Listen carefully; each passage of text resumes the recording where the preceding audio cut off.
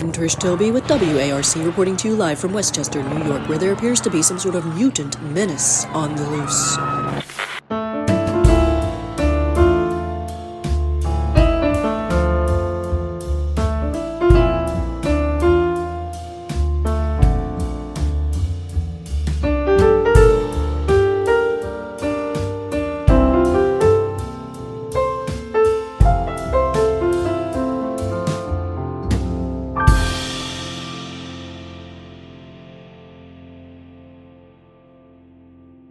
Hey everybody, I'm Matt Allcamp. And I'm Pat Reber. And say it with us, Abe.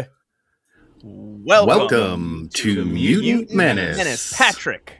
Hey, Matt. How are you on this crisp late April evening, just 2 days before I take my road trip? Oh, I'm doing all right, Matt. I'll tell you, I'm a little tired. A lot of recording lately. I know. We're doing it again tomorrow. We'll have an episode recorded one day before you go on your road trip.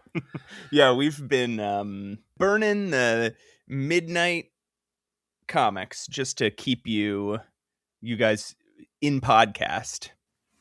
Yeah. Anything else tiring you out, buddy?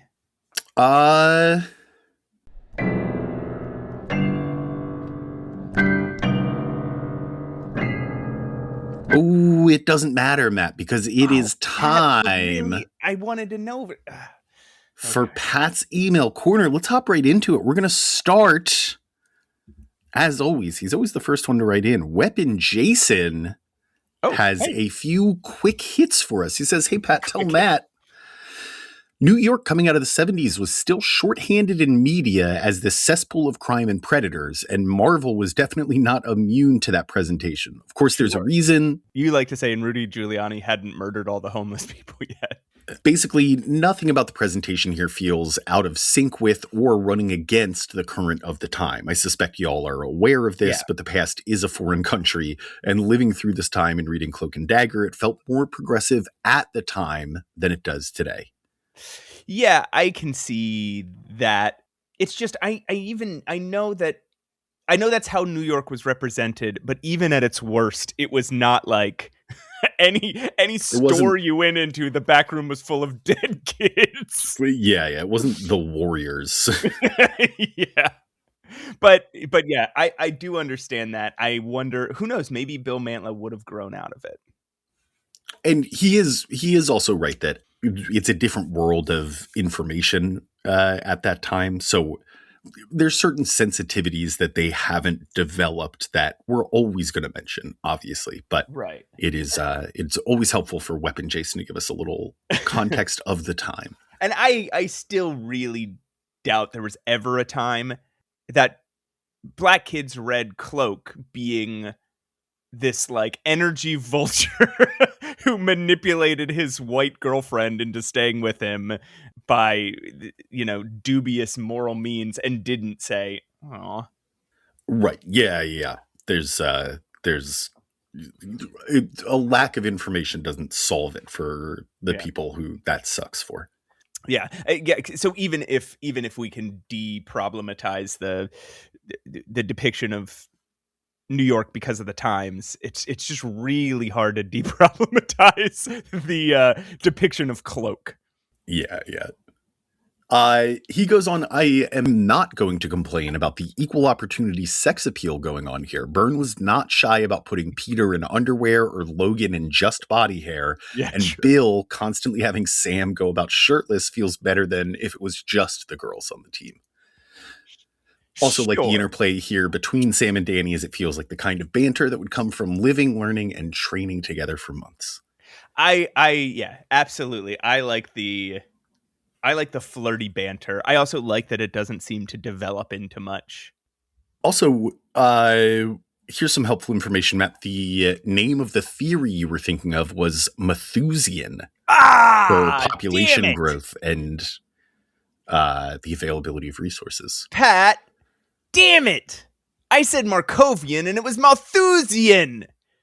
Damn it! Pat! I said Markovian and it was Malthusian! Damn it! You were thinking of the actor John Markovich.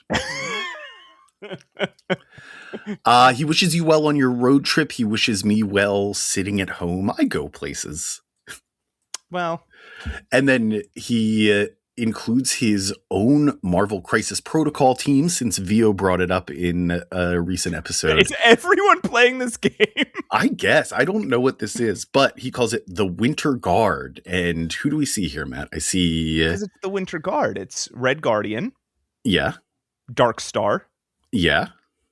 Ursa Major. Bear. Just a bear. And the Crimson Dynamo. Crimson Dynamo. Nice. Yeah. Nice team. Vio, if you're listening, tell nice team if you're a friggin' tell commie. Weapon Jason what you think of it. Also, if anybody else out there is playing Marvel Crisis Protocol, please tell us. I want to know. Oh, please. If fucking guys, destroy our inbox with your Marvel Crisis teams. All right, we got to keep moving, Matt. We are going to move on to the guy who always emails us second, Email Michael. In his episode 57 responses, he says, tell Pat that I also don't find Cloak or Dagger interesting and that it's okay for you to be sorry about discussing Dagger's pubic hair. Don't let Matt stop you from being sorry about things. Says, hoping for better issues ahead, Email Michael. Ugh. I mean, I was just saying that it wasn't your fault. You didn't think of her pubic hair in a vacuum. They did kind of force your reptile brain there. That's true. I still would like to apologize for even talking about it. Up next, his name was Dusk. What's his name now? Not sure. Hi, Pat. Tell Matt that I would gladly drown in Pilk to make sure that Angel drowned in Mayo. Hard agree. Just as you're gulping down Pilk into your lungs, you're like, at least the world is safe from that boring guy. Then he signs off, still no nickname, Dusk. Now, well, I was approached in person about this. We have long made it our policy that if you give yourself a nickname, like Magic the Dog or Ink Master, or his name was Dusk, you don't get a nickname. You don't get two. Yeah. It's not fair. You know what? And his name is Dusk gets an ongoing, admittedly bad running joke. And listen, we know your real name. Keep it up and we'll refer to you by your Christian name. But if that'll be your nickname. All right. One more, Matt. Episode 57, non-X-Men related email from Mikey 2 Mails. More like Mikey 1 Mail. Says, hi, Pat. Tell Matt I said road trip. Hell yeah, I love road trips, and I am so stoked for him. That was all in caps, if that part was really loud. Yay! What are you all's top road trip snacks? Personally, I think that nothing beats something that's handheld and doesn't leave your hands feeling greasy that causes the wheel to be gross and grimy. Cheers, Mikey 2 Mails. Okay, I'm not smart enough to do that, so I get stuff that's gross and grimy. Generally, my road trip snack is Wawa. Like, you just stop at a Wawa before you leave Pennsylvania, and then you got some Wawa all the way. But, Pat, I got a cool thing. Here, you tell everybody your favorite road trip snack while I go get my cool thing. But you're not even going to be listening. I know, you just tell them, and I'll listen later. Okay. Go ahead and take your headphones off. I guess I like beef jerky, bold style Chex Mix. Matt's a jerk. Hey! What? Heard the end of that. Okay, so I went to a discount grocery store to get a bunch of road trip foods because I got to feed myself for 3 weeks. What the fuck are you holding? I know. So look at this. Pat, describe what you're seeing. A garbage bag full of snacks. Well, it's a clear bag, but yeah, it's a BB's snack box. It's actually a bag for $3.99, and it has like what would you say? Roughly 20 different individual snack packs. Yeah, like bags of, it looks like chips and popcorns. Is there sweet stuff in there? I don't know. So what I figured was I will reach into, and you can't see all of them. It is just a series of random, like personal, like snack bag, like snack sized bags. That's wild. Some party mix. There's some chips. There's some Andy Capp's hot fries, and what I figure is every day on my road trip, what I'll do is I'll reach into this bag and pull out something random and see what I get. Snack. Yeah, and then I just have a snack. It took a while to find a bag without pork rinds in it, and there could still be pork rinds in the middle. So that'll be a real bummer if I pull out some pork rinds, because then I just don't get a snack that day. But yeah. I'll tell you, that bag would be gone in a day for me. you have a much better snack resistance than I do. Well, hey, I haven't started the road trip yet, so. That's true. We'll find out. How about you, Pat? Favorite road trip snack? Well, I told the listeners. You just told them I was a jerk. No, I was saying that beef jerky, I'm a big beef jerky guy. I love an iced tea, like a sweetened iced tea, and then bold flavor Chex Mix. Because I drink decaf coffee, I also tend to get coffee at any time of the day that I'm taking off on the road. Like most of the cool stuff in my life is about an hour away. I'm an hour from Lancaster. I'm an hour from Philly. Like 2 hours from the beach where I live currently. Yeah. 3 hours from a good beach. But if I'm headed on a road trip, I will stop and get an extra large coffee so I can be drinking it most of the way there. Yeah, I do love a coffee on a road trip. Mm-hmm. Very large. And you just, even when it's like room temperature, you're still sipping on it. You keep going. Although when you leave the car and get back in, if the coffee's not still hot, then it really sucks. Like even if you leave the car, just go to the... I thought you were insulting me. I thought you were saying to me, "Oh, you just keep going." That was the end of the conversation. Even if you leave to just go to the bathroom and you come back in, so like you're drinking lukewarm coffee, mm-hmm.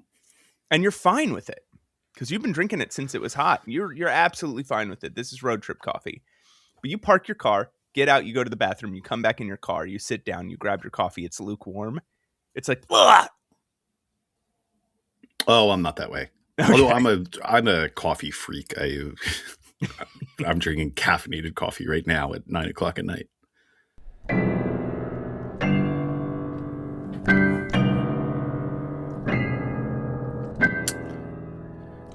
Oh, all right. Pat, I guess that was the end of Pat's email corner. I hope nobody. I guess so. I hope nobody quick emails you real fast before we. But I do have a big question for you. Ooh, what do you got, Matt? What scared you most as a child? What scared me most? Sorry, as a child? No, I was reading the wrong note. Pillow that was shaped like Mickey Mouse, and I had a nightmare one night that it came to life and tried to kill me. And then for the rest of my childhood, I was terrified of this Mickey Mouse pillow. Oh, Pat, Matt, what scared you as a child? I really appreciate you sharing this, but I actually read the wrong cue card. What I meant to say was, did you do anything X-Men related this week? Let's just roll with this. What is...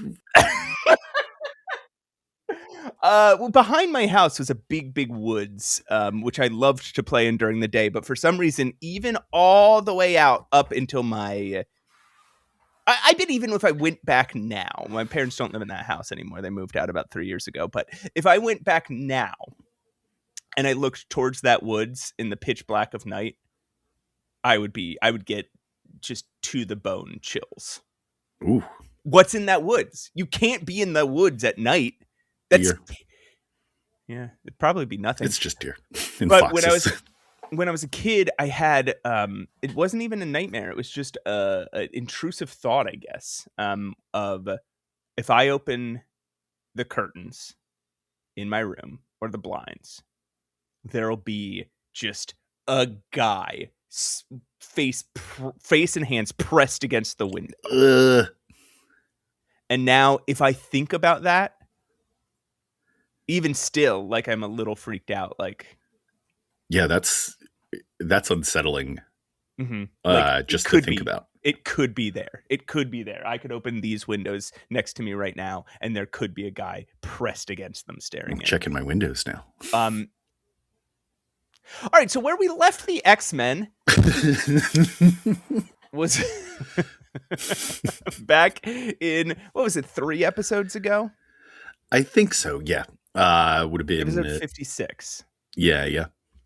Where Storm went chasing after Rogue. Ran away. Rogue had gotten framed by the Hellfire Club for killing a S.H.I.E.L.D. agent, and as such, Val Cooper went and bought a mutant depowering gun that Forge made out of ROM tech.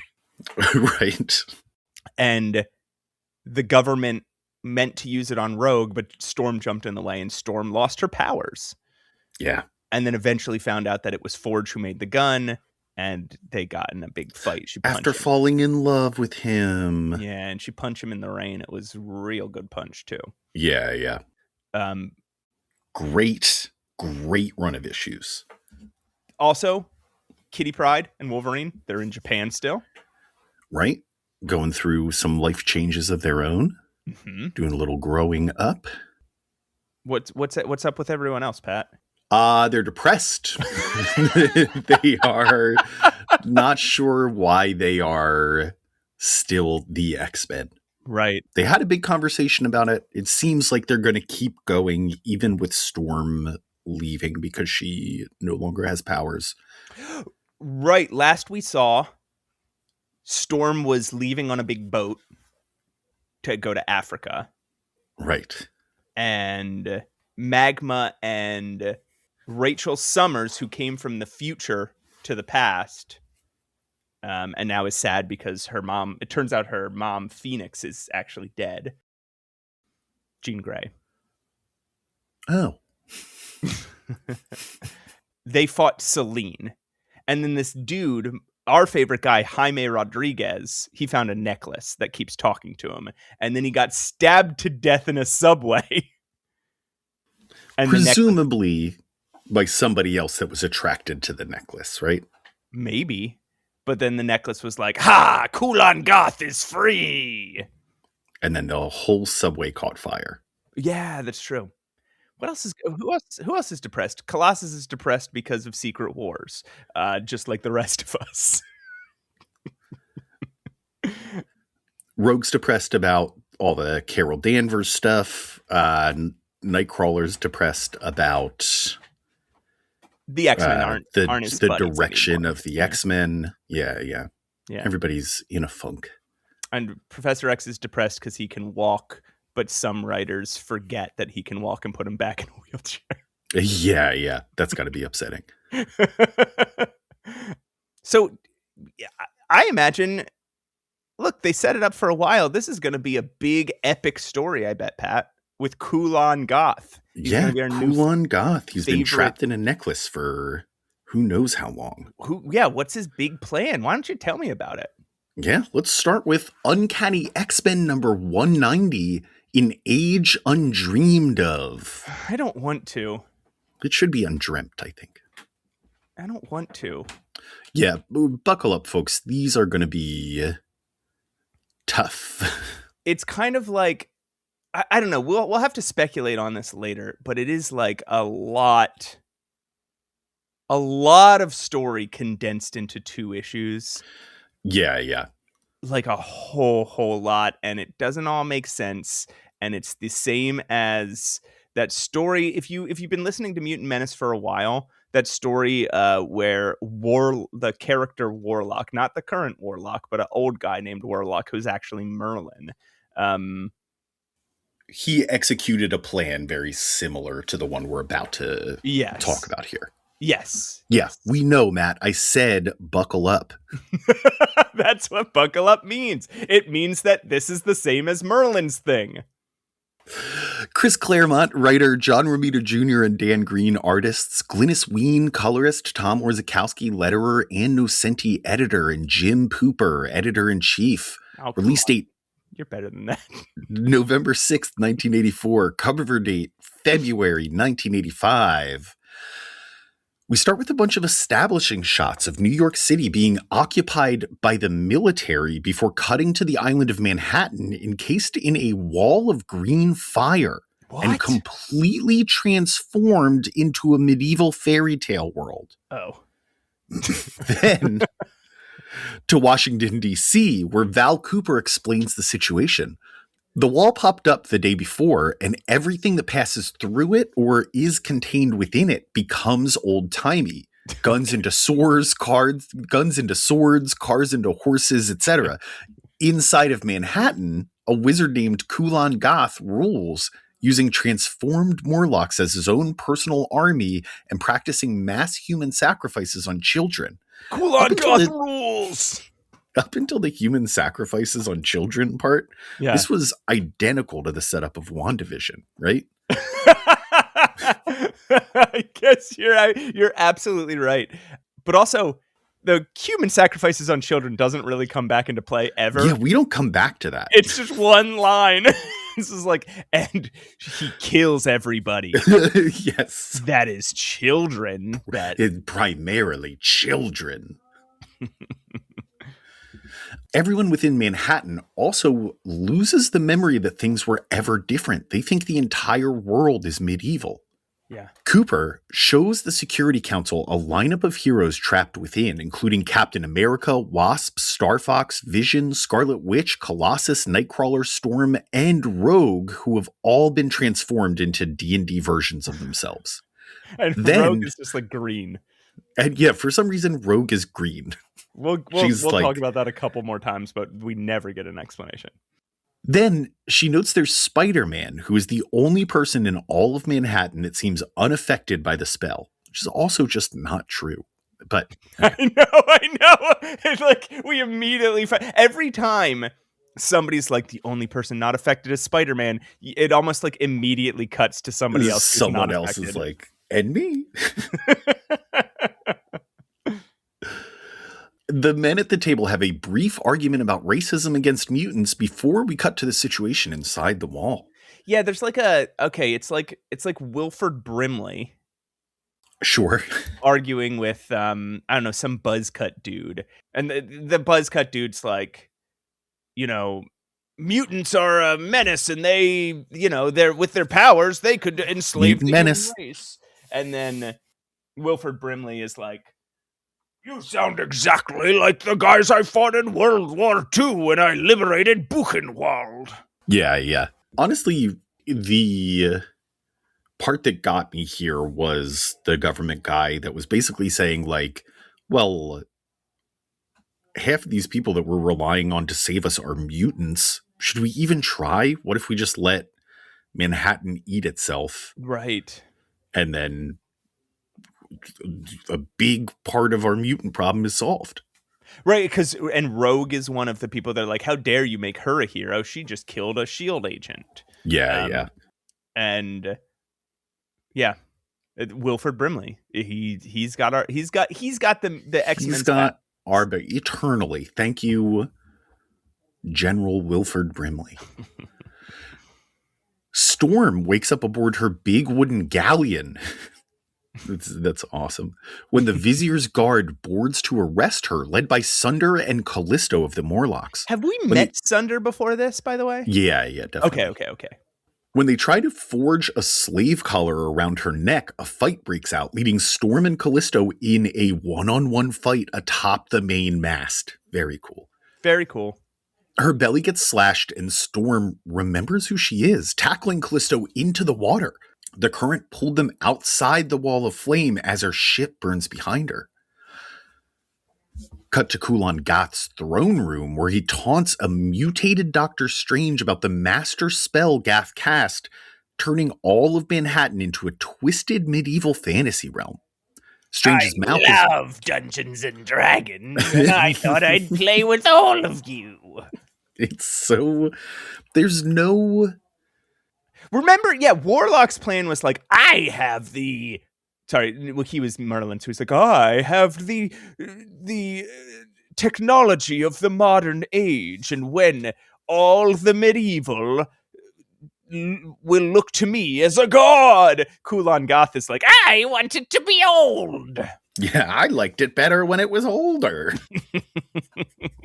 And you could buy candies for a penny. I'll also take over the world, but but unrelated, I want the whole world to be medieval. He's such a dork. He's the one of the dorkiest villains we've ever seen. Doctor Strange's mouth is missing, and his fingers are twisty ropes preventing the Sorcerer Supreme from casting any spells.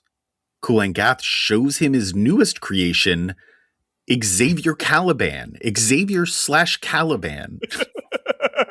Yeah, we don't know if they pronounced the slash. Yeah, we couldn't get a better name. It's like when everybody was talking about that game 100 times 100x resist, 100 times resist, and no one knew, do you pronounce the X or not? It's this. Oh, yeah. Do you pronounce the slash? Do you say Xavier/Caliban or Xavier Caliban? Xavier kid. Couldn't they have just gone with like Xaliban? Xaliban, yeah. Yeah. A chimera of Professor Xavier and Caliban, if you haven't figured that out. Fused together and fully under Kulan Gath's control. He also reveals that Spider-Man was intentionally left out of the spell so that he will understand what's happening and thus suffer more than anyone else. Yeah. Well, okay. Also, why does he have to combine Xavier and Caliban? Why does he even do that? So I thought this made sense. It's creating like an internal Cerebro for Xavier, since Caliban's power is to sense and track mutants. Because we will find out that they still sort of think independently. So it was almost like, so in my mind, it was Kulan Gath being like, I think they'd look cool if they were one person.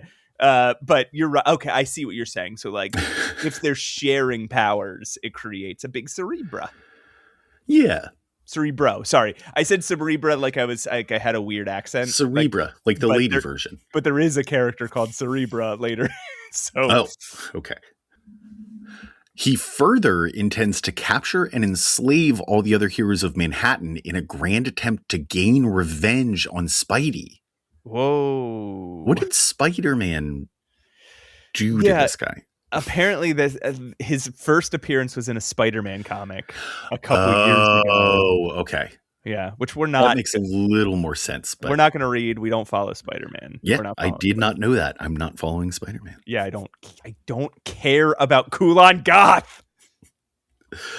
The first of his hero prisoners, he reveals, will be the new mutants who are brought out in chains. No, our boys and girls. When he begins transforming them into evil minions, Warlock is confused. The spell isn't working on him, and he doesn't know what's happening to his friends. Warlock, who looks exactly like Peter Parker in this scene, by the way. Yeah, he's disguised himself as a human, and it's just Peter Parker. It's just Peter Parker, like 100%. Handsome photographer, Peter Parker. So he breaks out and tries to free them. However, they are transformed so quickly that all he can do is flee. Gath demands Xavier Caliban help him find and chase down Warlock, but the Xavier half refuses. So Gath casts another spell, forcing Xavier to submit. That was worth 3 panels. That was, did we...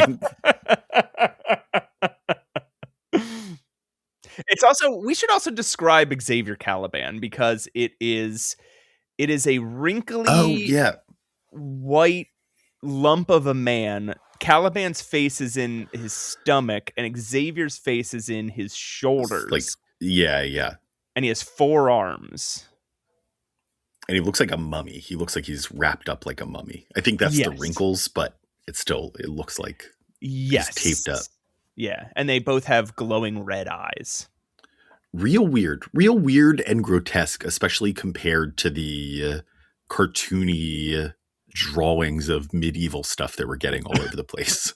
Right.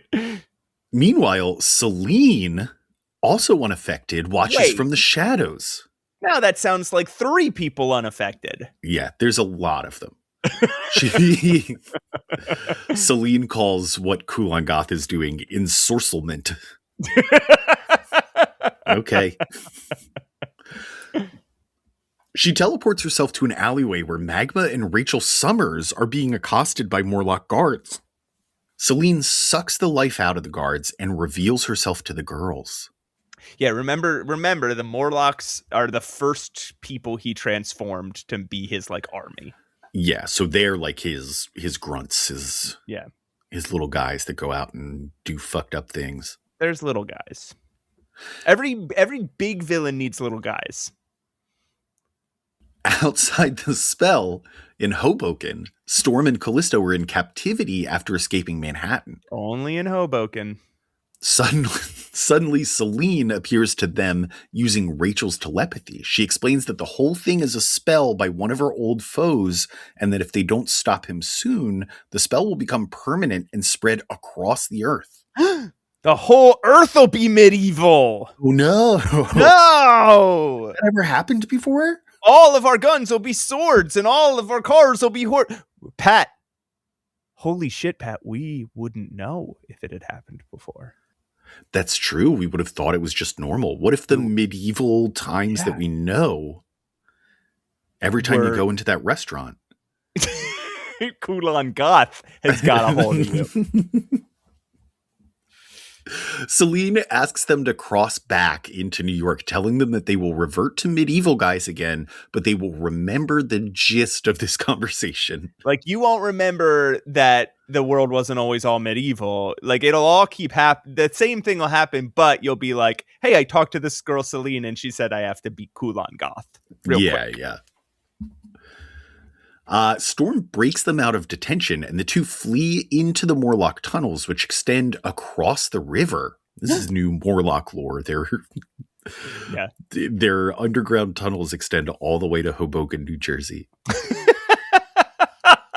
I guess we could have assumed that because of the subways, but... As they pass into the boundaries of the spell and transform, they are ambushed by a battalion of Morlock soldiers. Oh. Inside Manhattan, Spider-Man is being chased by the New Mutants.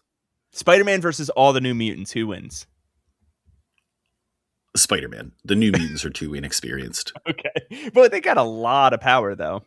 They do, but I think they just don't know how to leverage it like he does. Yeah, you're right. He flees into a tavern to take his stand where the Avengers just so happen to be drinking. Spider-Man versus all the Avengers. Who wins? I think Spider-Man. Spider-Man versus the Justice. It depends on which Avengers line. With the one with Star Fox in it. He's Spider-Man. Spider-Man versus the Justice League. I'll give that to the Justice League. Spider-Man versus the X-Men. Ooh, now there's a fight I'd like to see. We keep not seeing it. They keep taunting us with it, and then we don't see it. One day, they'll fight to the death. He like punches one guy, and then everyone's like, "Hey, wait!" Or he gets his mind wiped. All right. The Avengers are drinking in a tavern. Cool. Avengers are drinking in a tavern, and they all look old-timey too. Yeah. He also learns that he's the only one who still speaks English. The mutants succeed in capturing him. What language are they speaking? I don't know. I mean, even if it's like, I guess if it's like medieval English in Manhattan, most of it you wouldn't understand, but you would. No, you would get a basic, like, it would be weird. It would be confusing, but you would still. It depends if we're talking about like Shakespearean English where you would understand and it'd be confusing. But if it's like Beowulf era, old English sounds a lot more like German than it does like English. You could still get basic concepts across. It wouldn't be completely foreign. If you knew you weren't talking the same language and you were like really slowed down, like if you've ever tried to read Beowulf untranslated, you are so fucking lost, man. I do it all the time. The mutants succeed in capturing him just as Danny Moonstar discovers another foe, a blonde girl sitting alone by the fire. My greatest nemesis! Captain America and the Avengers stand in between the girl and the mutants, who are now backed up by an army of Morlocks, and a fight breaks out. Nightcrawler and Rogue, who is green for some reason still, jump into the fight on the side of the good guys, but so do Colossus and Sunder, who burst through the wall on the side of the bad. Oh no! Oh boy. Ilyana Rasputin suddenly springs up from the corner, slashing Colossus with her soul sword. Oh, blonde girl. This frees him from Kulan Gath's slave spell. Also, but not the rest of the spell. Yeah. He still thinks he's in medieval times. Yeah, exactly. Also, suddenly, Selene appears using the floor to grab all the Morlock soldiers. Seeing themselves defeated, the New Mutants, along with Sunder, teleport away with Spider-Man still captive. How do they do that? Maybe in medieval, everyone could do that. Yeah, the stones aren't as strong back then. Magic and Colossus reunite, and the heroes rejoice as Selene reveals herself, Rachel, and Magma, and attempts to recruit the heroes to her side against Kulan Gath. Kulan Gath then appears as a big floating head and slurps Selene up and tells the heroes he will be merciful to them if they surrender themselves to him. Really weird. Weird. Yeah, I don't know. I guess he can do that. You can slurp one person at a time. You can be a big head and slurp a person. Minutes later, his Morlock army... I wish I could slurp you all! I'll slurp you. Look out. Minutes later, his Morlock army... Like a fucking Zelda bad guy. Like a Zelda boss. Like, watch out, he'll slurp you. Stay away from him and aim for his big eye. Minutes later, his Morlock army smashes through the door, only to find the tavern empty. Cut to the Morlock tunnels, where the heroes all sit around a fire and share information. No one trusts Selene, but they know they will need her to help beat Kulan Gath. Rachel and Amara are unsure of what side they'll take if it comes down to it between Selene and the heroes, but still agree to join the heroes. Now, they are all Avengers. To be continued. Would you count this among, like, when somebody says, name everybody who was ever a part of the Avengers, would you count everybody on this list? No. Okay, because it's in an X-Men comic. And because it never happened, which we'll find out later. Oh, spoilers! You asked me what I thought. Yeah. I don't think I expected it all to happen this quickly, and I kind of like the idea that they're like, let's not waste any time, let's just jump right into the bad guys winning. How do we get out of this? But then they waste a lot of our time. Right. Here's the thing that we should tell the listeners is there was a mistake, and we read issue 191 first, both of us. And we were both so confused about what is this just starts here? What the fuck? Then when we discovered the mistake and went back and read 190, it was like, okay, this didn't really add that much. Yeah, it didn't really help. Yeah, there's just so much going on, and a lot of it is exposition. And it's like tiring to read. The one detail that you don't get in 191, you would have missed it if you skipped 190 entirely. Yeah. Is that a bunch of children are dead. But like the mysteries are still there. Like, why is Rogue green? We don't know. They don't tell us that. Yeah. Why does turning things medieval make him take over the world? We don't know. They don't tell us that. Well, there's one thing. Here's a question burning in my sick, twisted little mind, Matt. Spider-Man makes a reference to the Conan the Barbarian movie. Okay. Which is based on the Conan the Barbarian comics, which are produced by Marvel. What's this movie he's talking about? Is it based on the in-universe comics about the real person? I think so, right? Because, wait, the in-universe... Oh, is Conan in the Marvel Universe? Was Conan a real character in Spider-Man's past? I would assume so. Like, if Spider-Man went back to old, speaking of Beowulf times, he would be able to meet Conan. I'm pretty sure, yeah. I mean, this is... I don't have a reason why that wouldn't be true. But mutantmenacepod@gmail.com. Matt, I can see you Googling. Stop. I'm not Googling. Okay. Let's let the listeners clue us in. All right, Matt, I'm just going to keep rolling. I'm just going to read. You lost your chance. You shouldn't have gotten up and gone and gotten that bag of snacks. I cooed the podcast while you were 20 minutes ago. Chair. Yeah. I'm going to talk to you about Uncanny X-Men number 191, Raiders of the Lost Temple. That's not what that's called. Chris Claremont, writer, John Romita Jr. and Dan Green, artists, Tom Orzechowski, letterer, Glynis Ween, colorist, Ann Nocenti, editor, and Jim Boober, editor-in-chief. I'm not better than that. Release date, December 11th, 1984. Cover date, March 1985. The issue opens on a bloody, broken Spider-Man hanging spread eagle from shackles in front of Kulan Gath's court. He tells Spider-Man about his master spell and that because of it, no one is coming to help him. He turns to Selene, also in captivity, and does the same to her as he did to Doctor Strange, removes her mouth and turns her hands into tentacles. Damn. That is another fear. I think ever since seeing The Matrix of just my mouth disappearing. Oh, yeah. Yeah. I think it's fun. I mean, Spider-Man's very Spider-Man here. He keeps making quips, even though he's like bleeding and dying and completely at the mercy of this guy. Yeah, it's very like he's Kulan Gath even comments on it, right? Like, oh, look at how brave you are, still making quips, but everything's hopeless.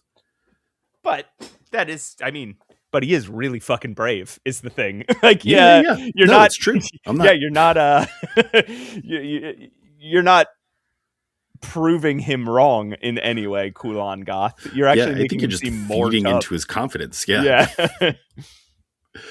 Sunder and Mirage, that's Danny Moonstar. That's Danny report that the rebels from the tavern have escaped, and for their sins, the two are turned to stone. In this scene, by the way, Danny has like metal. She has got like one of those metal. What you would assume? Oh yeah, is like one of those metal bras that you see in some like that like Madonna wears. Yeah, but in a couple scenes, and this being one of them, it becomes clear it is not. They're not like attached in a bra sort of way. She just has like metal cones screwed onto her boobs that move independently of each other. It's strange. It's a strange outfit. I'm sure it was a hit with the teens. Once again, Xavier / Caliban, we're still going with that, I guess. Tell him they cannot locate the rebels with their combined powers, so he turns his minions back to flesh, and Sunder posits that the only place the rebels could be hiding is the Morlock tunnels. Ooh. Meanwhile, the heroes search Manhattan Public Library. They see it as a temple for survivors. Storm almost takes a spear to the head, but Captain America deflects it at the last moment. Nightcrawler teleports to the source and brings back the chief archivist of the temple, a young woman named Erilyn. It's just like the librarian who works there. Yeah. Fucking what a D&D ass name, Erilyn. Come on. That she apparently already had before all of Manhattan turned medieval. Yeah, because nobody else's names are different. Right. So her name is just Erilyn. And later they give her a last name and it's like a really mundane one. They're like Miss Thompson. But it's like, Oh, your name is Erilyn Thompson. Yeah. They try to convince her that they're on the same side, but Erilyn refuses to believe, given that Callisto, former chief of Kulan Gath's guard, is with them. Yeah, it's reasonable. Before they can respond, Gath's army bursts in. Evil Scarlet Witch binds Colossus in a spell quickly broken by Magic's Soul Sword, freeing him to face the evil Vision in one-on-one combat. Rogue, meanwhile, takes on the rest of the army with a sword, her skin made of green crystal. Evil Cannonball rockets in, knocking her back into one of the evil soldiers. As they touch, her gem form transfers to the soldier, and she turns human while another stabs her in the back. She falls over dead. She dies. What? And they call it her gem form. Yeah. And like, what the we fuck? don't know why this happened, but once she touches somebody, it transfers to that person instead. I mean, we're not going to dig deeper because she's dead now. Another close up on the Danny situation here. Just like, I just want to like, I'm not making it up. It's not a bra. It is two cones screwed on. They're not providing support in any way. This is just no. So Rogue falls over dead, activating Storm, who lashes out in a frenzy of violence. Her attack allows the others to escape the Morlock tunnel, leaving Storm behind. But Warlock is there, and he grabs her, rocketing the two of them up into the sky. Evil Wolfsbane tries to hold on, but falls shortly after takeoff. The results of the battle are that Rogue is dead, and Starfox and the Wasp are captured, then transformed to evil minions by Kulan Gath. Evil Cannonball is dead. The rest of the heroes and Erilyn escape to the Morlock tunnels. There's a scene here where Danny is like laying over Rain. Rain dies. Oh, here. Yeah. Rain and Cannonball here. And Danny is heartbroken, and she says, "Rain, my darling Rain." And I wonder, in other versions of this, there and as we've talked about on the show before, would be more interesting. There's like a sapphic context between, like a subtext between the two. Was that always supposed to be there? And it's just so sub the text that this is the first time we've seen it represented in dialogue? Maybe. I'm choosing to believe it just exists. That there is a romantic bond between the two, even if they never explore it. Yeah. Yeah. On a lighter note, Nightcrawler's talking about the situation. Starfox and the Wasp are married, which I don't know. Did that happen in I don't know. Avengers? I'm not following the Avengers, but Kurt refers to them as Starfox and his wife. She has a name, Kurt. And she's been famous way longer than that dude has. Yeah, come on. She was an original Avenger. Exactly. Granted, he's like an eternal god kind of man, so maybe what I just said isn't true, but for our sake, she's been famous longer. Yeah. Above the city, Warlock tries to communicate with Storm despite speaking different languages and sharing different memories of the world. Somehow, though, he gets through and Storm begins to remember. Magic, Nightcrawler, and Callisto take Erilyn deep into the Morlock tunnels, where they're ambushed by evil Sunder and some evil new mutants. Magic's Soul Sword cuts through the new mutants, freeing Sunspot, Mirage, that's Danny Moonstar, remember, and Wolfsbane from Kulan Gath's control, though somehow not the medieval illusion still. How did Wolfsbane get back? She was dead, and now I don't think she again. Died. They said she's close to death. And then Kulan Gath was like, my powers are already healing her. Okay, all right. So she wasn't dead. She was. Oh yeah, she's dying, but not dead. Yeah. You're right. While fighting for her life, Callisto kills Evil Sunder. Meanwhile, Cap, Colossus, Magma, and Rachel use Rachel's telepathy to sneak past the guards and break into Kulan Gath's temple and attempt to free Selene. Using a Jedi mind. Yeah. they're like, we have to get the captain of the guard. Well, it's awfully late. Why wake him? And then they repeat, it's awfully late. Why wake him? Yeah. It's a fun moment. Let us pass. You can pass. Very, very cute. I mean, so clearly, and everything in this episode will point to this. It's just so clear that Chris Claremont wished he wrote Star Wars. And everything he wrote after Star Wars, he had Star Wars in his head. I can appreciate that instead of becoming bitter and jealous, he just uses the X-Men to pay homage over and over and over again. Over and over and over and over and over.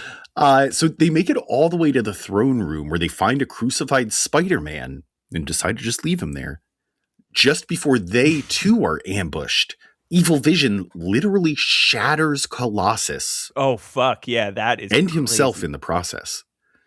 He shatters himself in the process? Yeah, he takes both of them off the board. Whoa. So he lowers his density so he can put his fist through Colossus, then thickens it back up, and both of them explode from the pressure.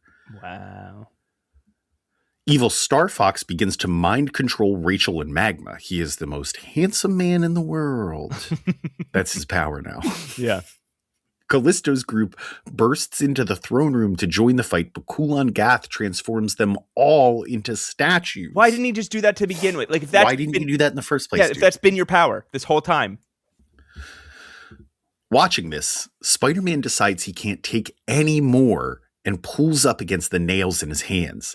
With excruciating pain, he shatters the cross holding him up. Ugh. We're about 5, maybe 7 years away from the really dark, gritty Spider-Man era, which is not good. This is clearly inspiring some people here between the amount of pain that he's clearly in and then tearing himself off of a cross Jesus style. And Not Jesus didn't tear himself off, but he should have. Wonder why he didn't. Yeah, that would have solved a lot of problems. Man. Probably caused a lot more though.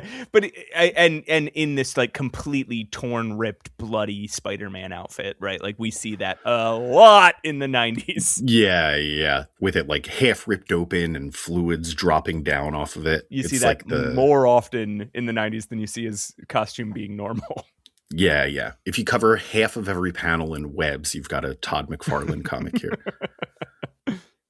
With excruciating pain, Spider-Man shatters the cross holding him up. He tries to alert the other heroes to the fact that all of Kulan Gath's power resides in the amulet around his neck, but no one can understand his language, and Kulan Gath kills Spider-Man. All right, I can't fucking take it anymore, man. Okay, the Warlock scene with Storm. Mm-hmm. This fucking scene right here, where nobody can and we're about to get another Warlock scene with Storm. Maybe I'll yell about it in a minute after you talk this next paragraph. But unbeknownst to anyone, Storm and Warlock are watching in the rafters above. Warlock translates Spider-Man's sentiments to Storm, and the two leap from the ceiling to snatch the amulet. Okay. This is where I'll interrupt. Fucking, where is Cypher? Oh my God. This would have been the perfect opportunity to be like, here is why Cypher, here's why Doug Ramsey is a hero. He's here. He can understand everybody. Maybe he can even understand the context of what's going on, right? Right. Like, you put Cypher in here and have him be the only person who can help bridge this gap. And you've taught people for the first time why you invented Cypher. Because at this point, people are like, Cypher, he translates languages. What the fuck? Why do I care? Yeah, who cares? This would be the moment. And he's nowhere to be seen? So, yes, you're absolutely right. But we also, we get another group shot of the New Mutants later this episode, and he's also not there. Doug Ramsey Jesus is. Christ. So what did they just send him back to Emma Frost's academy? Were they like, okay, thanks for your help dealing with all of this. You're a mutant, by the way. Here's your power. All your friends are mutants too, but we're not keeping you around. Well, no, because Go back to Massachusetts. Remember, he was in that annual. Oh, yeah. On the team. Yeah. Hey. Where's Doug Ramsey? This would have been fucking to have a scene that is about translation and the difficulty of translation and not put Cypher here drives me crazy. Could have been so cool. When their victory is in sight, suddenly the necklace flies away into the hands of magma. Selene on the dais bursts into flames, a volcano erupting below the throne and engulfing Warlock and Kulan Gath. Selene can't do that.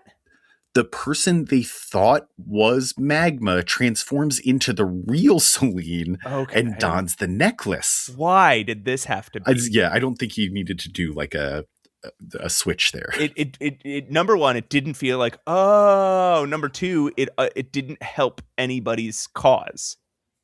Yeah. Nothing changed.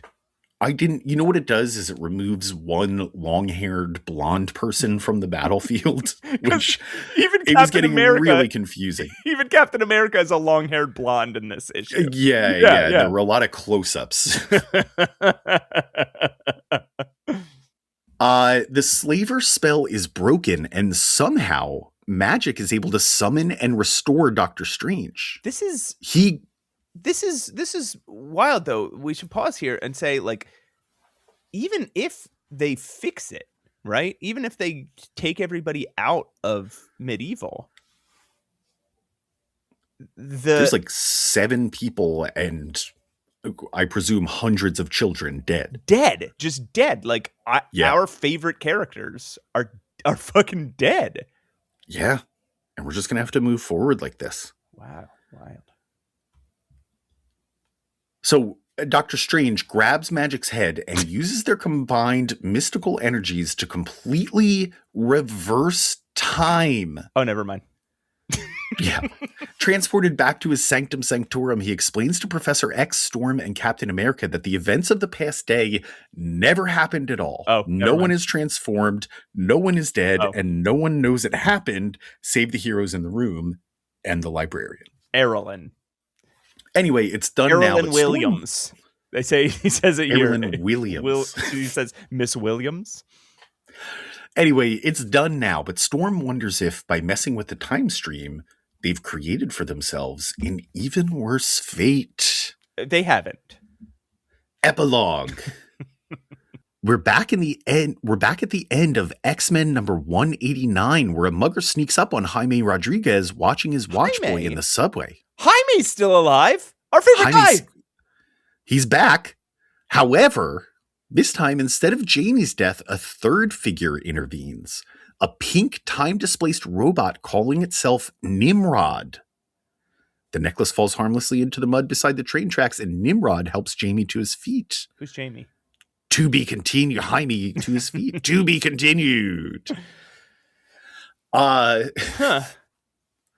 So, the conclusion that I'm coming to here is they reversed time. Yes. And in order to not set off the events that just took place,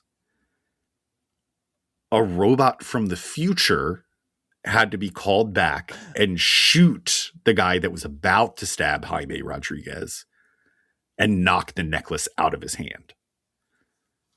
Yeah. So Right, and I know this Nimrod is an important figure in the future of the X-Men.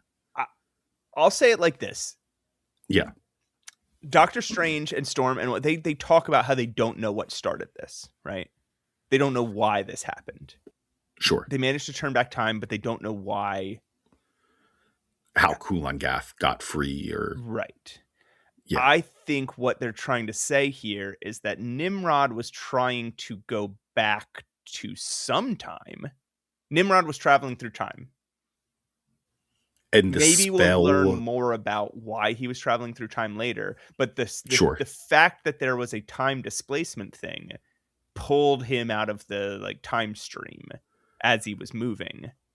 Right. and put him here. Why in the subway next to Jaime Rodriguez? I have no idea. But that's what I'm saying is like, that's what the spell was. The spell is we're going to reverse time. And I don't think Doctor Strange makes this decision. The spell itself says we'll have to change one event that caused all of this. So it grabs Nimrod and says, can you come to 1985 and shoot this one mugger before you continue whatever journey you're on here? I see what you're saying. I will say, though, I think the implication is that Nimrod was already time traveling. Like, imagine Nimrod was in that, what you see sometimes, like that big swirling tunnel with the clocks flying by and stuff. But I don't think that invalidates. Yeah, I don't think so either. But just a funny way to intervene is to have like a world-ending threat pop up and shoot a mugger. Yeah. Well, at least Jaime Rodriguez, our favorite guy, is back. And his walk boy seems fine too. His watchman. Sorry. Walk boy is I'm thinking of a talk boy. That's a talk boy. Walk boy. Walkman is for cassettes. Yeah. Discman is for CDs. Yeah. Talk boy is for recording. Watchman is for Home Alone 2. Watchman is for TV, watching TV. Watchman is for TV. So there is no walk boy. Maybe it's a watch because they already used Watchman. Maybe it's one of the new warriors. Walk boy. I'm walk boy. I have the power to walk wherever I want, whenever I want, as much forever. That would be pretty useful at some point in certain environments. Walk upside down, walk underwater. Oh my god! On the moon. Well, I was thinking of just like walking. But yeah, you're right. You could probably get creative with that. All right, I think we've squeezed all the juice out of this lemon, Matt. You wanna? I have deemed you worthy of reading our next story, Uncanny X-Men number 192. All right, Pat, I want to tell you about X-Men number 192, Fun Games. Ooh. Chris Claremont's the writer. By the way, sorry to interrupt, but we're getting a lot of punctuation in our titles here, which is unusual for Chris Claremont. He was taking a lot of the exclamation points off the end, but we're back. And he was doing a lot of just like one-word titles, remember? Yeah, that's true. Editorial must have got to him. Chrissy Claremont is the writer, Johnny Romita Jr. and Danny Green are the artists. Special thanks to Stevie Lealoha. Glynis C. Ween is the colorist. Tommy Orzakowski is the letter. Annie Nocenti is the editor. And Jim Silly is the editor-in-chief. Oh. Release date January 8th, 1985. Cover date April 1985. Colossus! Metal muscles flexing, tears a septic cap out of the ground and peers into the hole beneath it. Is that what that is? That's my best guess, although it's very big. Why else would you have a concrete pillar in the ground with a handle on top of it? Okay, but why would you put your septic tank on the edge of a cliff miles away from your house? There's basically everybody. What we're trying to tell you is there's just a big plug in the ground. Yeah. And it's heavy. Why is he doing it? Because Kurt, Peter, and Rogue are all playing hide and seek, sort of. They're wrestling, but they're hiding from each other while they do it. Kurt wins, and in the process talks to Rogue about potentially having another power from Carol Danvers that she hasn't tapped into yet. A seventh sense, a precognition for impending danger. Where's the sixth one? I think that's telepathy. Okay. I think that okay. That's science in the 616 universe includes 6 senses rather than your basic 5. Okay, so what does Spider-Man have? Does he have a 7th sense or does he have a 6th sense? That's got to be. This sounds like a Spidey sense, which I don't think they take it there, but you could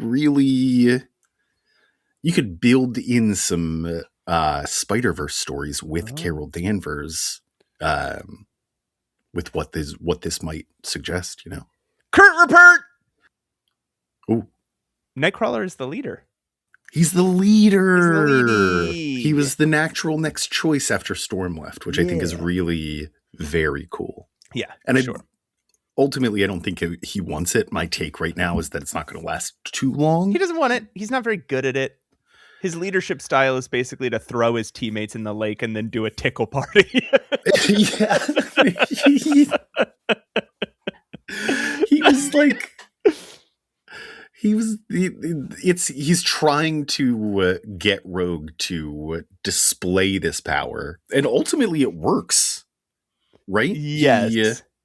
He tickles her a bunch, and she predicts where he's going to pop up so she can slap the shit out of him. So yeah, she gets upset with Kurt about pushing the issue for the tickling and for the Carol Danvers stuff, and she flies off to an old abandoned mansion up on the hill. Yeah, she also there. We should mention that he is not just the Carol Danvers stuff. He's also like, hey, what if I give you a kiss? Like as a joke, but still pretty suggestively. The way that Kurt does, and he's like, what did I say? And it's like, stop trying to kiss women all the time. Like, it's not, maybe time has moved past this fucking particular prank, Kurt Wagner. Yeah. This is not your best moment, Kurt. Man, this whole scene, like, fucking Colossus won't stop talking about Zaji. Shut up. Oh my God. I do not want to hear about Zaji anymore. I didn't want to hear about her to begin with. And I get, they mentioned that Kitty is coming back from the airport. So the Colossus is explaining why he's not there. Yeah. And yeah. Shut up, dude. I don't care. Yeah, exactly. Zaji is the dumbest. Okay. God, what? There's so much else to talk. Storm. Storm is still here.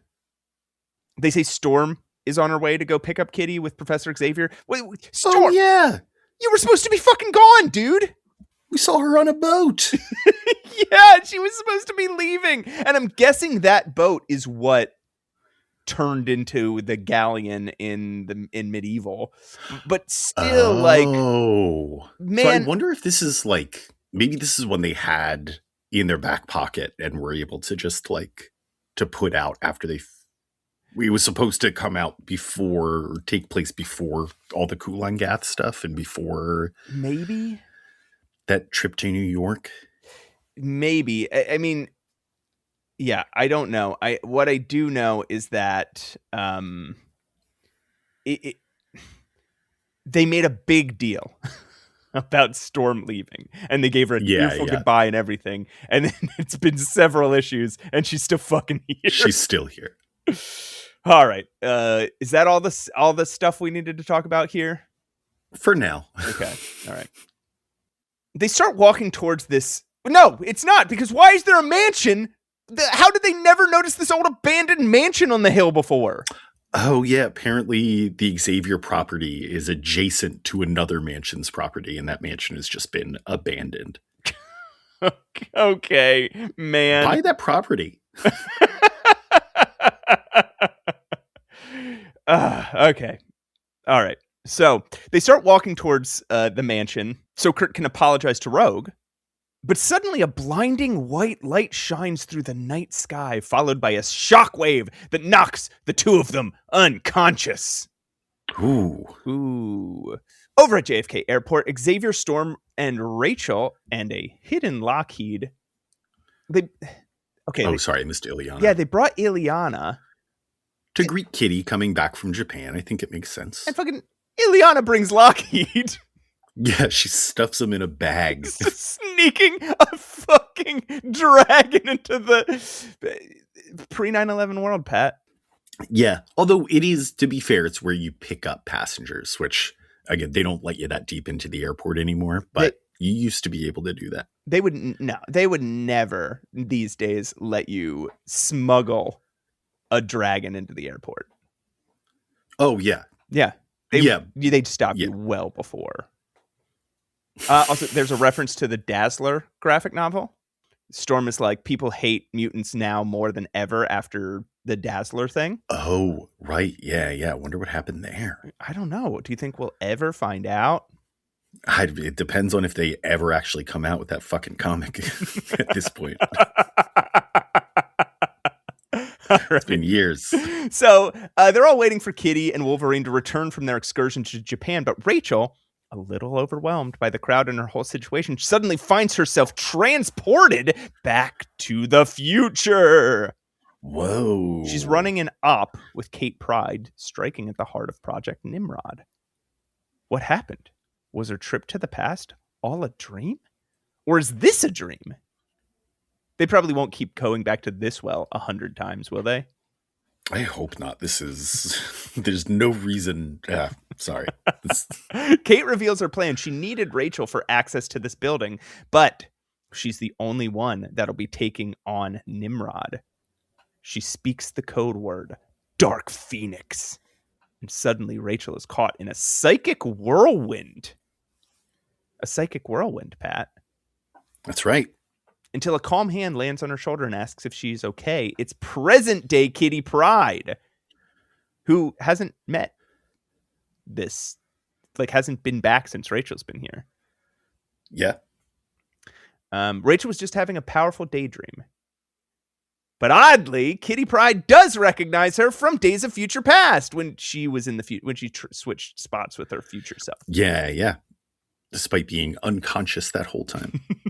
There's it's not mentioned in the recap here, but she actually goes through this memory.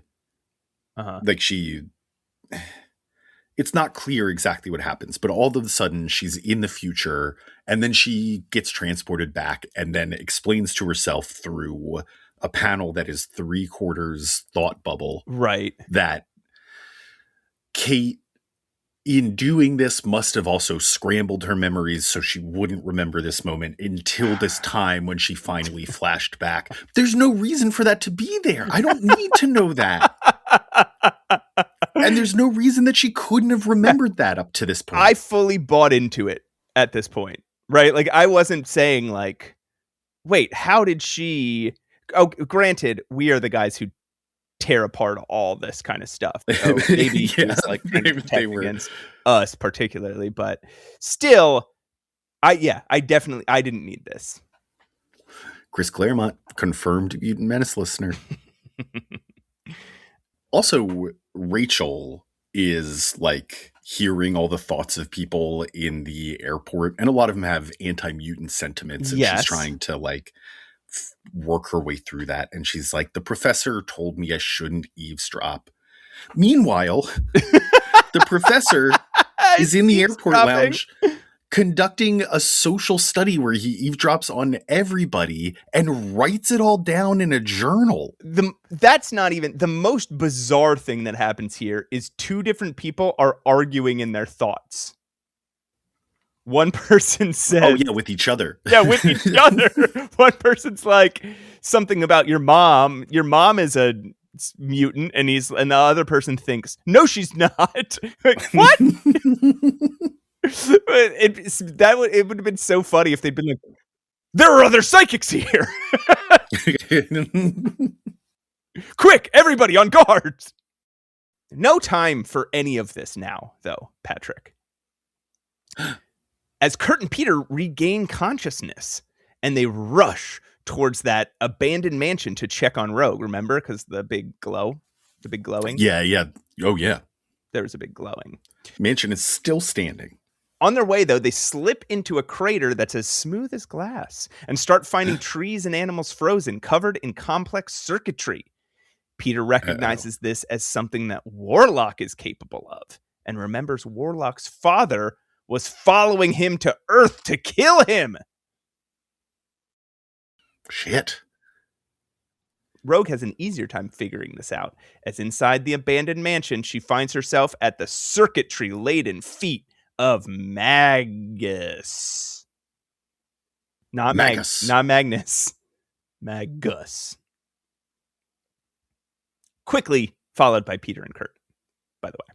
But Magus is formidable, surviving a few big whacks from Colossus and then wrapping an arm around him and trying to fly away. Kurt, though, manages to grab hold of one of Magus's legs and teleport just that leg to another location, putting him in enough pain to let go of Peter.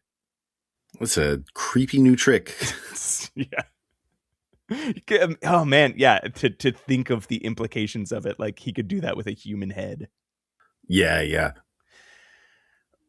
Ready to end it, Rogue kisses Magus, draining some of his power, but turning her into a circuitry person. As she copes with the secrets of the universe, Magus lets him know that he could kill them if he wanted. But they fought well, and he'll let them live. I gotta say, now he's still threatening him. He's like, go find my son and bring him back to me, or else I will kill you. Yeah. But I am a sucker for the, worthy foe trope, right, where two people fight. One of them is like, hey, I underestimated you. You're a worthy foe. Mm-hmm. Why don't we go our separate ways? I'll tell you what I'm a sucker for is the trope, the Marvel specific trope where a villain is like, your planet has beaten Galactus 3 times in recent memory. Oh, yeah. I love it every time. I'm like, fuck. Very good. Kurt calls the rest of the team who arrive on the scene. He has only a moment to question his leadership abilities before a cop shows up and tells them they're not allowed to hang out at this abandoned mansion. Xavier wipes his memory. Cool, dude. Back at it. Logan's even like, "Oh, you're wiping memories again, Charlie?" And he doesn't acknowledge the comment.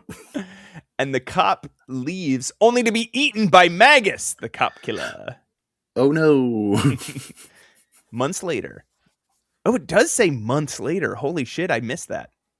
Yeah. In an epilogue, Charles Xavier's leaving a seminar that he just taught on mutants at Columbia University, presumably the one he was getting notes for by he was writing down people's secret thoughts. As he passes by some anti-mutant graffiti, he's suddenly surrounded by a group of shadowy students, some of whom he recognizes from the seminar. They're clearly ready to attack him for his mutant sympathies, so in desperation, he psychically freezes them all. Ooh. He calls it a Psi-lock. Just another example. We keep seeing it over and over. Is this example of things that Claremont is eventually going to use as like names for characters? Yeah. That are just words he's invented or words that he discovered and then uses like 10 times in a row. And then suddenly a character named that appears. Oh, a Psi-lock. Like how many times does he use the word gambit? You know what I mean? Yes, he uses Jubilee in the next issue too. I think he even names a character, or did he already? Names a character Jubilee, like a character that isn't like doesn't end up becoming anything. Also, one other thing I want to talk about here. If Xavier's a public intellectual, like a teacher and stuff, and a lecturer, why is nobody like? Didn't you used to be in a wheelchair? Well, I'm sure if that happens, it happens off panel. Didn't you used to be paralyzed for your whole life? For the rest of your life? Well, actually, my earthly body was destroyed when it was transformed into an alien. I regrew a new body, and I just transferred my consciousness into it. No big deal. Do you think he had to switch common mistake? Do you think he had to switch primary care physicians? Yeah. like I can't risk anybody discovering that I have an entirely new body. Yeah. Insurance will never cover this. But in the chaos, he Psi-locks all these dudes, but in the chaos, he missed one of his attackers. A brick connects with his head, and he collapses, freeing the students from his Psi-lock. Realizing he's a mutant, they beat him on the ground until he stops moving. And then wander off to the bar to get a drink. Yeah, the banality of evil. The end. This is, for such a silly comic where we have space aliens in a hide-and-seek game, these last few pages are harrowing. Yes. It is comes out of fucking nowhere. Yeah, and it seems to me like we're going over some of the softer... And me too. And not just you, it seems to me too, whatever you're going to say. That sports are awesome and we should watch them all the time. Fuck. Yes. No, it seems like they're very obviously building to some big anti-mutant event because it's being seeded through, I think it was through like the last X-Men episode and this one. Right. But this is where it like comes home and it is upsettingly real, I think is the chilling part of it. Yeah. And I mean, we're going to see some of that when, let's just say if we ever get around to reading Dazzler. Who knows? And they keep making reference to that, right? Like Dazzler's movie came out and it's increased anti-mutant sentiment. But yeah. Something's brewing and it ain't good. All right. Other than that, this was a silly one. This is a silly one. Yeah. Just they fought Magus. Again, if you weren't reading both New Mutants and X-Men, you'd be like, what the fuck is this? Yeah, what is this thing? Who is Warlock?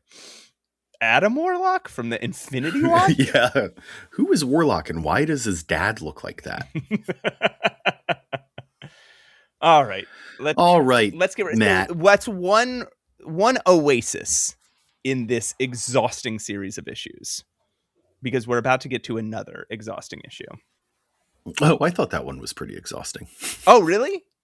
Yeah. I like that one. My vote for every one of these issues is exhausting. I liked Fun and Games. All right. So this next one that I want to read to you, Pat, before you get a chance to get your grubby little pulse on it, Uncanny X-Men Annual number 8, The Adventures of Lockheed the Space Dragon and his pet girl Kitty. Writer Chris Claremont, artist Steve Leialoha, original idea Joe Duffy. Sure. Colorist Glenn Wein, letterer Tom Orskowski, editor Ann Nocenti, and editor-in-chief Dim Shooter. Release date, September 18th, 1984. Cover date, December 1984. All right, we're taking a step back in time. All the X-Men and the New Mutants gather around a campfire in the wooded area of the Xavier estate while Wolverine regales everyone with a samurai fable. It's the artist is pretty sure he's telling a scary story, but the word balloons are filled in with a story about samurai nobility. Chris Claremont, you fucking weeb. It's also we can also already see a little bit of that Steve Leialoha is clearly very inspired by what Bill Sienkiewicz is doing. He's at this point like the very middle point between, if you draw a line between John Romita Jr. and Bill Sienkiewicz, you find Steve Leialoha. Yeah, it's a very good compromise between realism and he's getting a little wacky with it. Yeah, maybe even a little Frank Miller in there. Like a little bit of Frank Miller inspiration. Anyway. Sure. We take a few pages to recap everyone's emotional states, mostly almost 100% about Storm. Everybody's feelings about how Storm doesn't have powers anymore. And a little bit about Colossus and Zaji. Which Amanda Sefton is trying to comfort him. You'll be all right, hun. Yeah, it looks a little flirty. I don't know. It's cute. I think it's cute to think of Amanda Sefton as Nightcrawler's partner, as both of them are just harmlessly flirty all the time. Yeah. So we recap everyone's emotional states before Xavier tells everyone it's time to wrap things up and turn in for the night. Everyone begs him to let them stay just a little longer, and Ileana just starts telling a new story. Yeah, if I start, he's not going to stop me. I think she knows he's afraid of her. Yeah, she does this constantly. She's just like, if I just do stuff, no one gets in my fucking way. Yeah. God, I love Ileana so much. Her story, she says, will return the compliment of Kitty's fairy tale. Oh boy. Insert title card. This is another just Star Wars thing, by the way. We see a giant spaceship, the Starliner Chicago. So stupid. Also, Stevie Hunter and Wolverine take a bet on whether or not the story will make Kitty laugh. What the fuck? Yeah, she doesn't need cheering up. It's And what about why? No one said it was going to be a funny story to make her like, what? Where are you guys? Yeah. This is like when they fucking bet on whether Mr. Beast is going to say the word 7 or something. Yeah. Just a useless prop bet. Wolverine and Stevie Hunter have a problem. Chicago, the spaceship, is under attack by space pirates. The entire crew are gunned down, and the shipmaster's daughter, Kitty Pryde, gets kidnapped by a big green armored man. The armor is green. The man is not green. Although we don't see the man. He could be green underneath. I don't. In which case I would love him. Kitty Pryde's taken to her captor's lair where she meets the White Queen, a dead ringer for Emma Frost, and her consort, the Black King. Who's not a dead ringer for Sebastian Shaw. No. She wants Kitty's power. I think it's supposed to be. But Steve Lealoha just hasn't quite gotten it yet. But sorry, go ahead. Yeah, maybe. There's also one more man there. She's got a bunch of like weird alien and robot goons, but there's one other man there just named Bertani. I don't know. Yeah, there's just Bertani. Damn it, Bertani! I told you to set the guns to the forward shields. Sorry, ma'am. It's just like interaction like that. Anyway, the White Queen wants Kitty's power and to raise her as sort of a servant daughter, but Kitty refuses. The Queen grabs Kitty by the arm, telling her she has no choice, and starts turning her into crystal. It's very interesting. They refer to it as crystal through this whole story, but except for when they do it to Wolverine, they call it ultra ice. Ultra ice, and a frigid beam. But the point is that it's like diamond. Like it's so interesting that here, they're seeding Emma Frost with diamond power. Maybe not seeding, but they didn't know this would happen. But unless they did, maybe Chris Claremont wrote a note not to be opened for 30 years.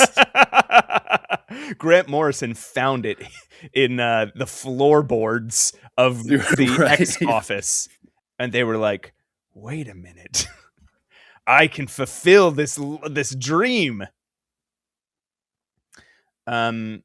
She only gets Kitty's arm though. Kitty's arm turns to crystal as Kitty instinctively phases through the floor below her and escapes, having never done anything like that before.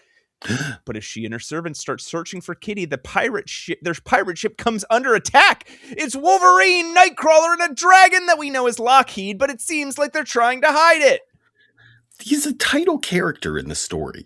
Like, we know this is Lockheed. Yeah, they do the same thing that they did in the Brood Saga, where you see a close-up of a dragon, and it's supposed to be like, oh, it's going to be a big, mean dragon, and it's going to kill everybody, and then it's a tiny dragon that licks Kitty's little nosy.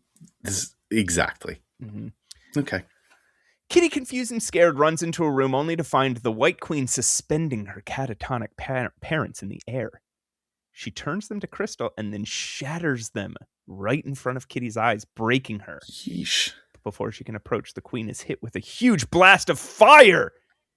She and the King run off as Kitty is rescued by the X-Men.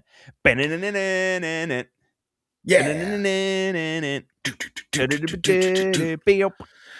Now, when we say the X-Men here, it's just Nightcrawler, Wolverine, and Lockheed. My favorite X-Men lineup. They get the heck out of there on their ship. Their ship Ileana. Yeah. What? Okay. I'm already starting to feel uncomfortable. If you were out camping, me and you were out camping with all of our friends in a big campsite around a fire, and I'm like, guys, I have a story for you. And I start telling you about something me and all our friends did together. Yeah. And start describing all the characters, and I use your names. And I use your social circumstances and your personality traits. And I replace certain details about you with, Kitty grew up as a princess. Yeah. You would be Wolverine is a merciless killer. You would stand up and be like, Matt, please stop. Matt. Yeah. Can you stop this? I don't want you to do this. And then wait till she gets to Storm. And when it comes to me, when I introduce myself and I'm like, I'm the all-powerful ship that you drive around.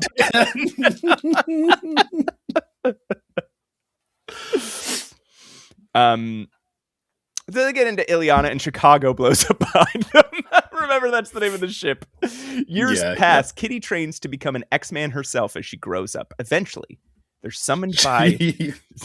Sorry, they do a montage of her, like, growing up, and they have little... It's like training scenes that are reminiscent of things Kitty went through in the background, just like quick sketches. But in one of them, Space Wolverine is wearing... like his Japanese robe, his Japanese dress robe. Is there a Space Japan that they visited together? Space Ogun and Space Yukio in Space Hokkaido. Is that how you pronounce that? I think it's Tokyo. Is how you pronounce it. Okay. Eventually, they're summoned by Charles Xavier to attend a party at his Imperial Starport, where she meets Xavier and becomes immediately infatuated with Pete. Lockheed seems to... again, you'd stand up and you'd be like, Matt, fucking stop it.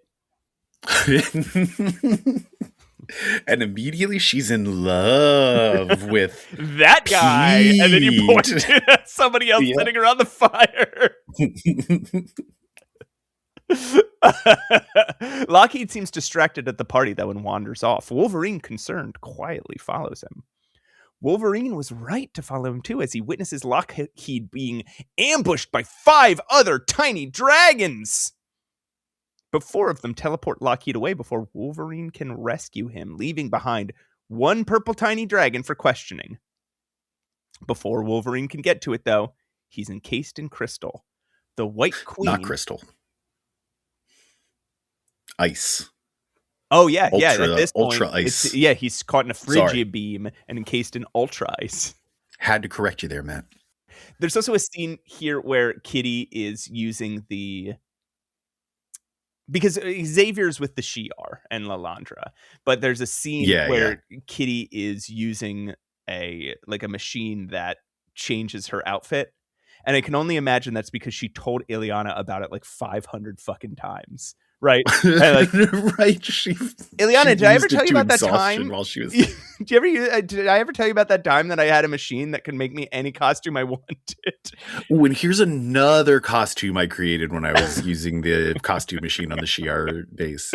Or they're just like at the mall, and she's like, "Oh, I could have made all of that with the costume machine." Kitty, stop.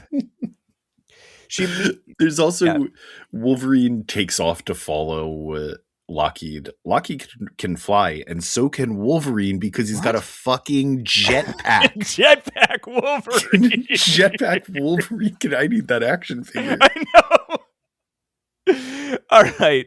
Not Emma Frost. The White Queen immediately announces her presence by holographically projecting herself into the party, telling Kitty that the little purple dragon that she's got, the one that isn't Lockheed, she tells everyone it is Lockheed and kills it. Ooh. Kitty swears vengeance and the gang sets off to find her. But they need a pilot first. For some reason, they find one in a scummy dive bar, a broken, beat-down, drunken, has-been pilot named Storm. Pat, something is really familiar about this, and I don't know what. Oh, it's Star Wars. Ooh. Star Wars? Huh. What scene from Star? I don't remember this happening in Star. I don't remember. Aurora Monroe. You remember when they're looking for a pilot and they find one in a scummy dive bar, a broken, beat-down, drunken, has-been pilot named Han Solo? Yeah, I think I do remember something like that. Okay, this is a lot like that. I don't know that the one was inspired by the other, but you know what, Pat, I'm not going to argue with you. I'll leave it maybe this is where Star Wars got that. I'll leave it to the emailers to write in and tell you you're wrong and that none of this is inspired by Star Wars. Also, at this point, Storm must have stood up, right? Where they go into a bar and the pilot they're looking for is drunk and surly and shouting at everybody because she lost her power. And then it turns out she's named Storm.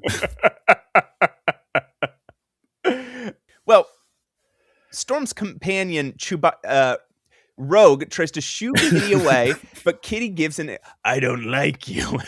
My friend doesn't like you either." But Kitty gives an inspiring speech, and it turns out Storm also knew Lockheed. Huh. They're flying through a black hole now, and after another inspiring pep talk, Storm is brave enough to do the job. Hokey religions and ancient weapons are no match for a good crystal arm at your side, kid. I gotta say, I got really lost here on why they were going to these different locations. It works. They end up where they didn't intend to be, but need to be. I'll say sometimes while watching Star Wars, the same thing can happen. Yeah.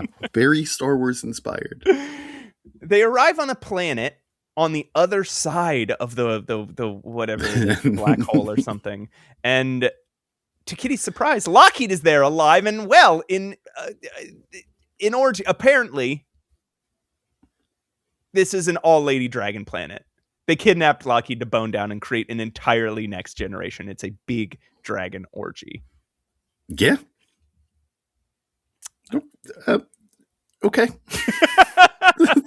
Whatever Chris Claremont wants to write. Look, a strange thing to Pat. They say write what you not have to include. They say write what you know. But they were followed. The White Queen and her crew attack. There's a big, stupid fight. Wolverine breaks free. Lockheed actually dies this time, and Kitty resists the White Queen's influence and breaks her. She tells Pete she's not in love with him. Again, they're both sitting there listening to this fucking story. She tells Pete she's not in love with him. She said to tear over Lockheed's dead body, and that brings him back to life. Fucking Pokemon the movie-ass ending. Yeah. She literally sheds a tear, it lands on Lockheed, and he lives again. Oh my god. The story ends. Everyone wonders if this is really what Ileana thinks of them, and everyone goes to bed. There's also a scene at the end where it's like, okay, we'll leave Lockheed on the fuck planet. He's gonna be happier here than out in space with us. He's gonna be happier here fucking forever than out in space with us. And then they get in the ship and Lockheed is there. And what they say, and Ileana's like, see, he fucked really, really fast, and so he didn't need to stay. Yeah, and got everything done. And Lockheed also in real life, like around the fire, is probably like, you couldn't leave me on the fuck planet. What? Also, it's like, stop talking about how fast I fuck. This sucks. Also, when Kitty, so in the real world, before they go to bed, Kitty looks at Lockheed and is like, oh God. And it's like, this is her reason for not being in love with Peter. She's like, you miss me, buddy? And looks at her, and in her imagination, she's a hot guy and thinks to herself the same thing she thought when she met Peter. Gee, he's cute. And Lockheed looks at her and sees a lady dragon. And really fucking weird to imply a romantic subtext between Kitty and a dragon. Yes, and to be clear, this is Ileana being weird. No, not at this point. At this point, this is Kitty. Oh. At this point, we're back in the real world. Okay. I got my timeline mixed up. So everybody's weird here. None are without sin in the world, in the bestial world of the X-Men. Weird. Real weird. Weird, wild stuff. Weird, wild stuff. I don't think there's a point that he actually says that, Johnny Carson. So, what did you think of this arc? Let me pull 2 highlights. Okay. Because that's all I have. This was a really tough 4 issues to read. Mm-hmm. But number 1, okay, starting in X-Men 192, Peter is wearing a belt around his neck. That's his new style, a new addition to his costume. It is just a black leather belt buckled around his neck. And you love it? I love it. Okay. Bold choice. I hope that he keeps it. I mean, this is the bondage era of the X-Men, and it's only it's only going to get more so. It's starting, and it's starting with Colossus. I love that. Okay.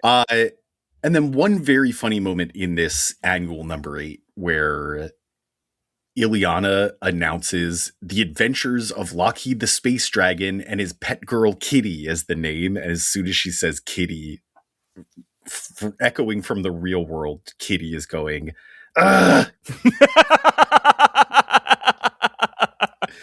This is very funny. Again, you would be doing that the whole time, but you wouldn't just go like, "Ugh!" You'd be like, stop. Yeah. No, seriously, look at me. Stop. At least call her Kate. Or no, this was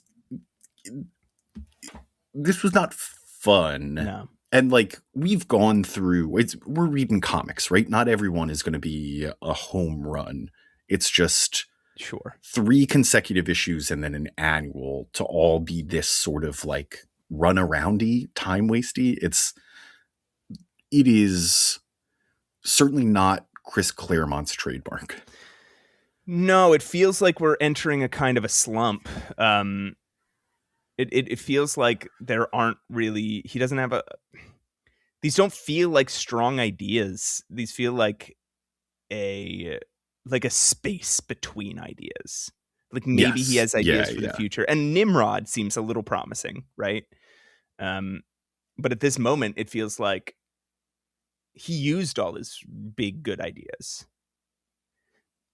Yeah, time to come up with more. And maybe just John Romita Jr. isn't the collaborator that some of his other artists were, right? Like maybe a big part of Claremont's success up till now was that he had a bunch of really, really good storytellers and writers. And not writers, but plotters that he was pairing with, like John Byrne and Dave Cockrum and Paul Smith.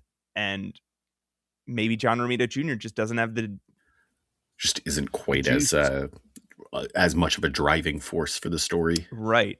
Which makes sense. He's yeah. I mean, they're clearly also building to something. You think? I assume. What is it like? In what way? Like that there's some sort of anti-mutant event coming up because the sentiment has been just kind of like mentioned as an aside in just about every issue we've read for the last 2 or 3 episodes. Part of me wonders if he's treading water, right? Because there is a big event that happens in about a year and a half from the issues we just read.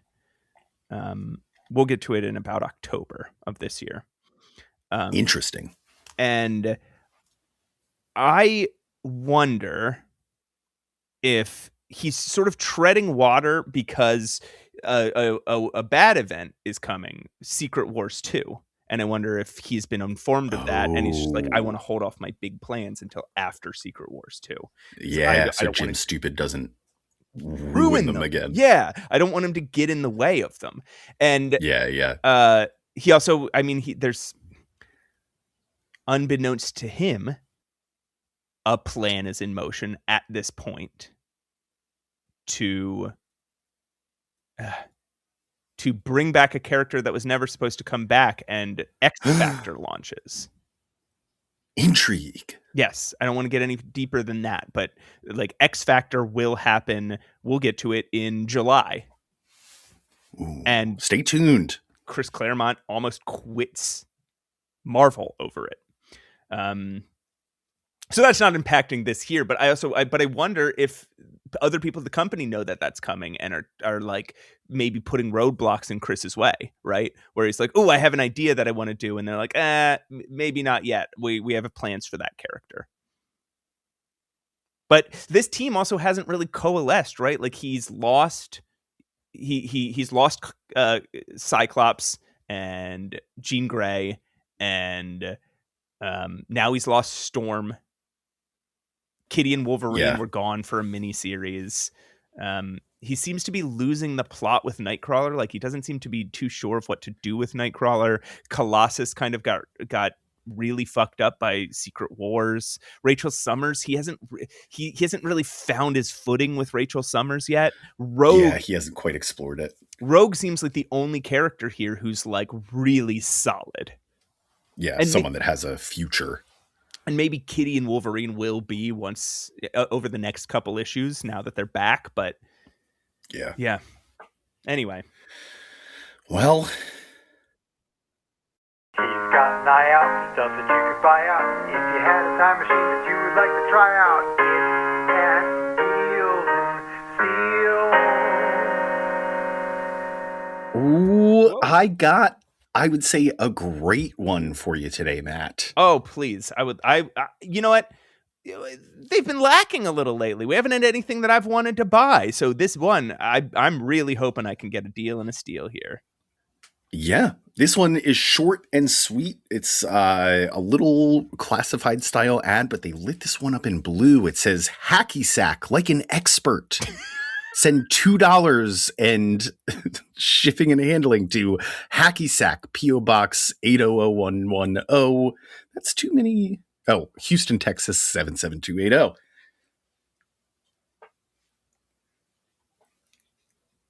Hacky-sack. Hacky-sack like an expert. So for $2, which is going to work out to about $6.50 in today's money. What? What do you get? Honestly, I'm not sure what you get. Yeah, if you do this, you'll be able to hacky sack like an expert. We promise. That's right. No, I don't want this. He's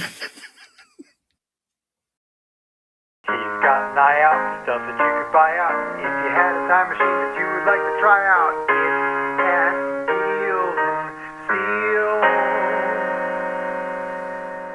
Okay, Pat. Well, that was a great Deals and Steals. Thank you.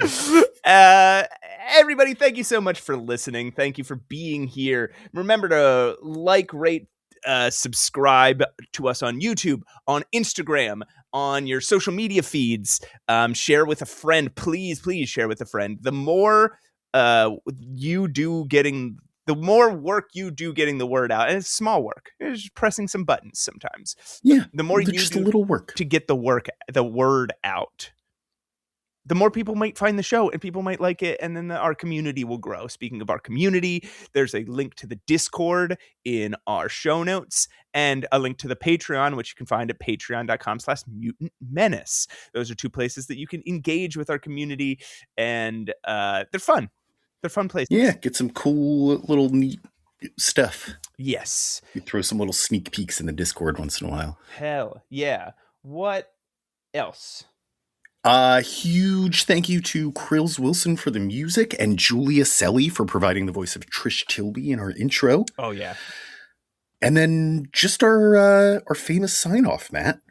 Okay, yeah. I'll just say the famous sign-off that we say at the end of every episode. This world puts Ballybrand to shame. That's right, folks. And as always, my apologies if I startled anyone.